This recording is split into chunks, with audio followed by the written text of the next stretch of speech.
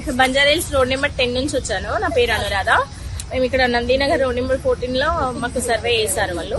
మేము మామూలుగా స్టిక్కర్స్ పెట్టడానికి వెళ్ళాము. మాకు స్టిక్కర్స్ పెట్టడానికి వాళ్ళు చాలా క్వశ్చన్స్ అడుగుతున్నారు. ఒకే క్వశ్చన్స్ కి ఆన్సర్స్ ఇస్తున్నాము మేము.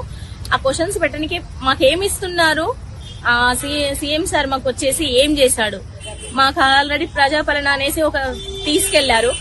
మాకు ఏమి ఇచ్చాడు, అందులో గ్యాస్ ఇస్తున్నారు, గ్యాస్ ఇవ్వలేదు, ఇండ్లు ఇస్తున్నారు, ఇండ్లు ఇవ్వలేదు. అందులో మామూలుగా పింఛన్లు వస్తున్నాయి, పింఛన్లు కూడా రావట్లేదు ఇప్పుడు మాకి. ఇంకా మాకి 2500 వస్తాయని చెప్పారు, అవి కూడా రావట్లేదు. ఏమీ రాకుండా ఇప్పుడు మేమేం చేయాలి? రేషన్ కార్డులు కూడా ఎవరికి ఉన్నోళ్ళకు ఉన్నాయి, లేనోళ్ళకి లేవు. ఉన్నోళ్ళు కూడా పోతాయా అని వాళ్ళు భయపడుతున్నారు. ఇప్పుడు ఇవి మేము డీటెయిల్స్ ఇచ్చామనుకో, మాకు ఉన్నాయి కూడా పోతే మేము ఏం చేయాలి?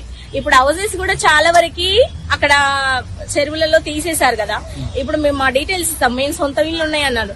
మా మీద ఏమైనా పెండింగ్ చేస్తారేమో, మీరు వచ్చేసి మీరు బాధ్యత వహిస్తారా మేము ఇచ్చిన డీటెయిల్స్ కి? మేము దరఖాస్తులు కూర్చున్నాం, చాలా వరకు కూర్చున్నాం, చేశారు కూడా, చేసాము, ఇచ్చాము, మావి కూడా ఇచ్చాము.